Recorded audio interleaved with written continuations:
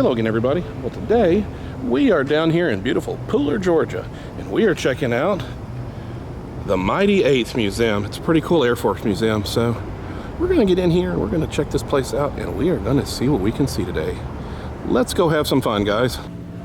This is a pretty cool main room. So when you come in, you've got a giant rotunda. Boy, that brings back memories.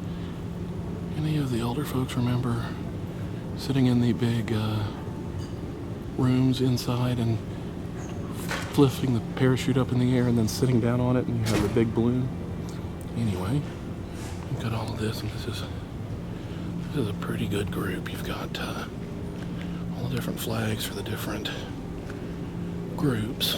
That's all part of the 8th. And then you've got General Carl A. Toohey Spaz. So I guess these are the most famous of these gentlemen.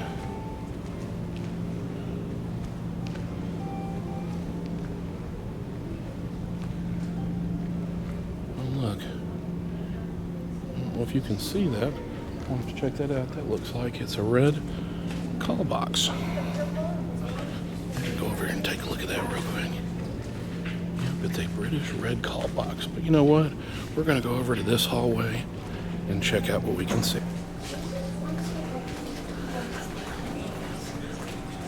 Art gallery.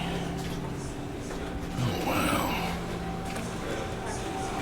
This is most impressive. Now, I am not going to be able to tell you everything here, but look at all of this stuff. This is actually kind of like an airfield. You have the section over there. You have full-on B bomber. This is pretty cool. You even would have had a tail gunner right here. You even have the belly guns. For the order to fly the city of Savannah. Out of everybody, I don't think I would have wanted to have been in the belly guns. This is really impressive. It looks like at some portions during the year, they'll actually let people up into it. But I don't think I'm here on a day when you can do that. I think that's a Mustang over my head. I'll take a look from a different angle here in a minute.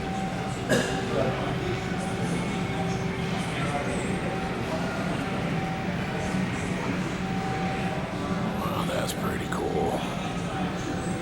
And it just gives you an idea of how tight in everything is. And you've got Rolls-Royce engines. All these working engines, pretty cool.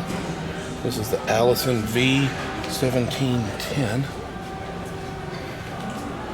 That gives you an idea of how tight somebody has to cram in there. I don't even know if I could cram in there. I mean, that's really daggone tight. This would have mirrored the field itself. This is pretty cool. Oh. Now, here's one of those lightweight Jeeps. If you guys follow me, you may have seen this at that museum up on Mount Eagle. The city of Savannah, 5,000th airplane processed through Hunter Field, Georgia in 1944. And look at these beautiful engines. Ready in case of an emergency. Returning aircraft with landed first. Factors and other emergency services to be prepared to provide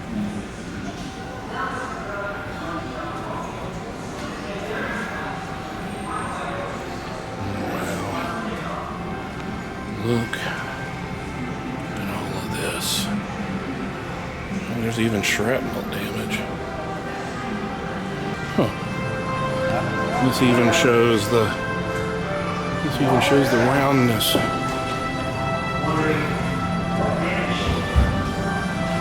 Kind of gives you a view of, I guess, what it looked like on the airfield.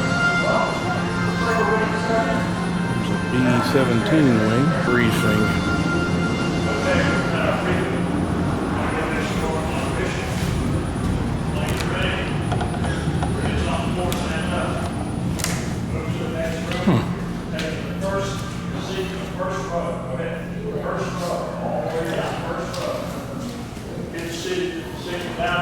Then you have the movie theaters. This is pretty impressive. Now, if you do come here, they actually have some curated stuff too, which, not curated, they have a gentleman or a lady showing you around in that.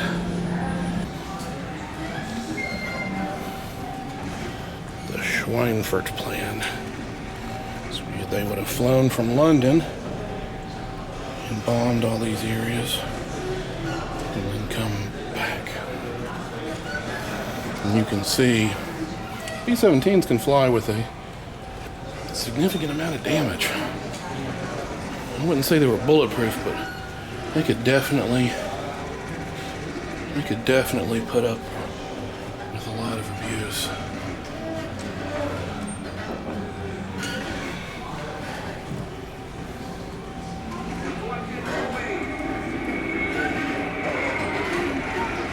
Man, we really had a lot of range on those things too. The Bombardier would have been up there. I guess the pilots would have been up further back. You still got a lot of guns. Look at these amazing engines. Oh, look at that. We even have some bombs, hand washes, other stuff like that. That's what the old... That's interesting that they project on that.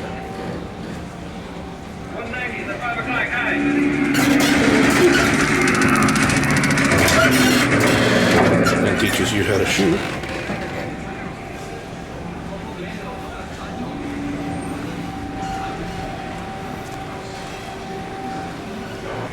I don't know. What's the front of this one? This is interesting. This would have been a Ford B-24E Liberator.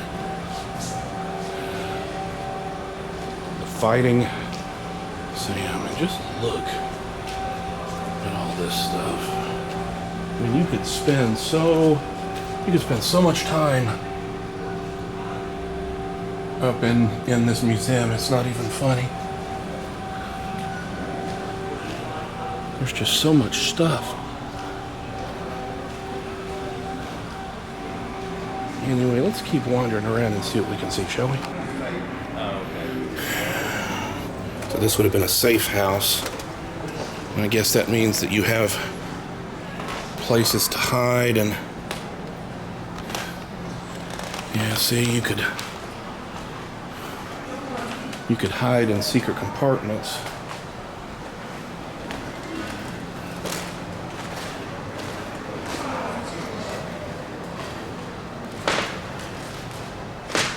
This is pretty impressive.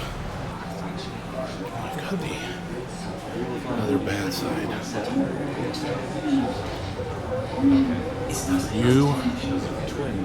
War is over. Prisoner of war camp. This is all on how the prisoners of war were treated and how some of the little things that they figured out. And thankful.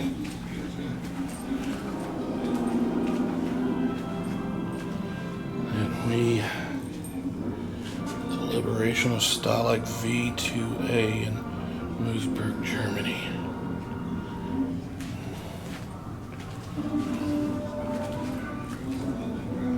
Huh.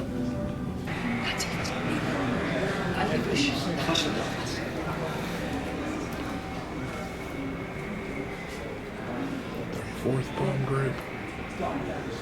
303 bomb group.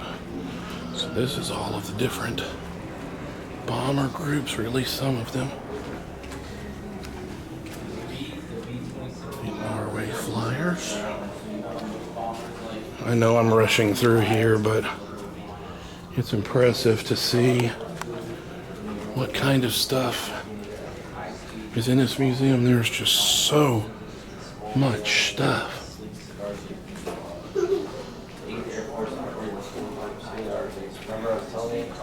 Protectorates. The 8th was the nation's first with an offensive mission in terms of men and machines. See, and this just shows all sorts of other. So you've got pretty much everybody that served in the 8th Air Force, or at least the Roll of Honor. As the quote goes, they laid a heavy sacrifice at the altar of freedom. So VAT 69, the John Rice crew of the 600th Squadron, 398th Bomb Group, they were in Rapid City, South Dakota. They got a new B-17, and they wanted to name it VAT 69 because that was the Scotch whiskey that they drank. So one of the other things that they've got going on is, in between the museum and the interstate, you've got these gardens, and there are plaques honoring all sorts of people all over this place. And I believe there's a little chapel here too, so we are going to wander and take a look. As you can see, I mean, every one of these plaques honors different folks,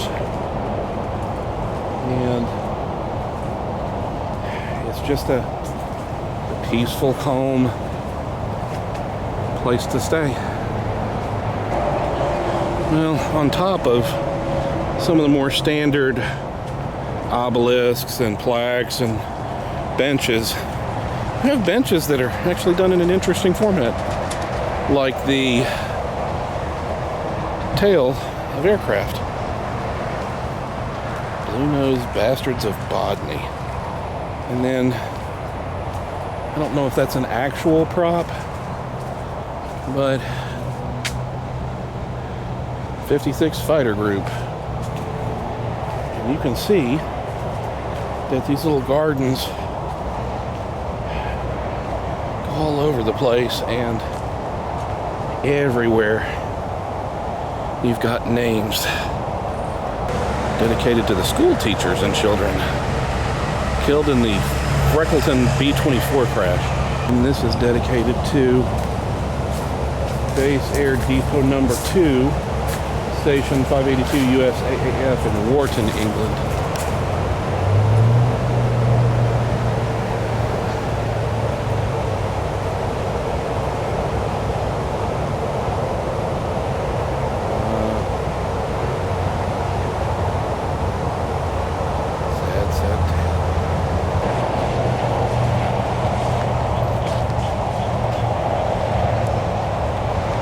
You can see there's even more now. Over there is the plane that you see from the interstate, and over there is a chapel. So, the Boeing B-47 Stratojet.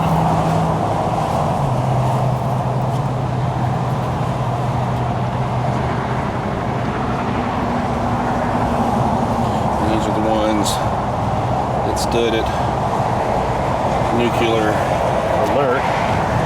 As you can see, not quite as big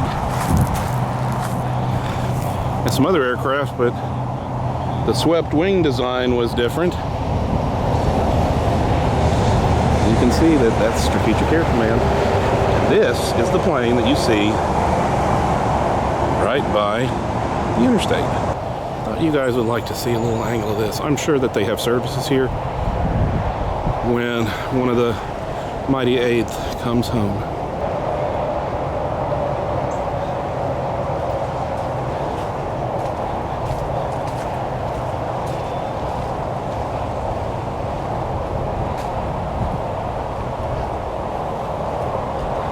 Well,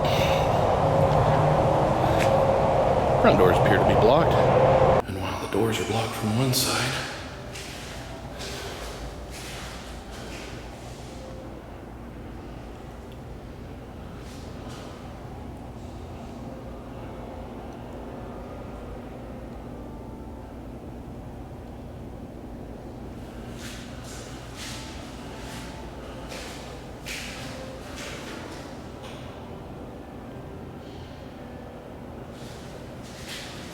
then you go through the glass doors.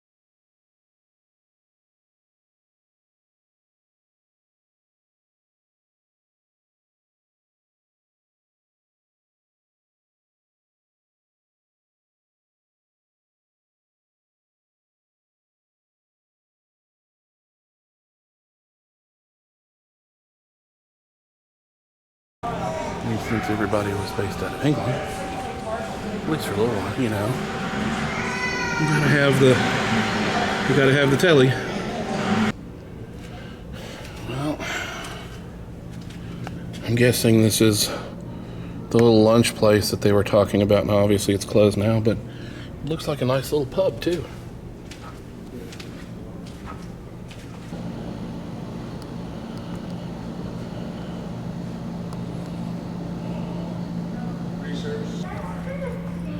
Prelude to War.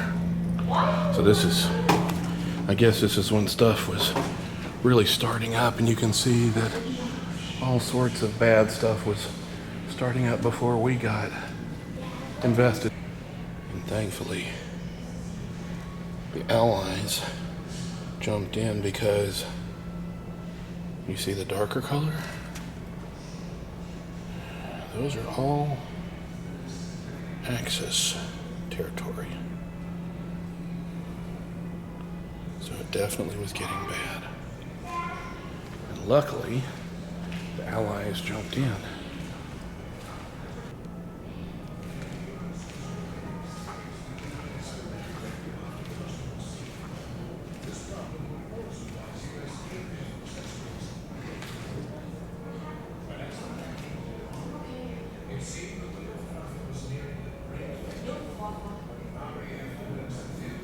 Airforce Bomber Command and their fierce anti-aerial bombing.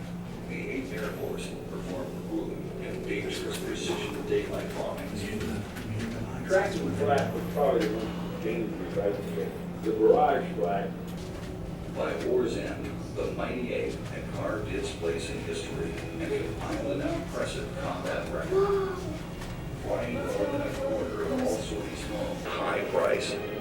More than 26,000 warriors paid the ultimate price. I didn't know anybody that didn't believe in what we were doing.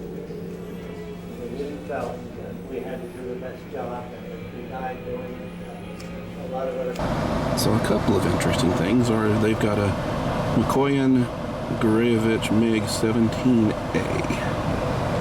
out here, and they also have, over to the side, F4 Phantom.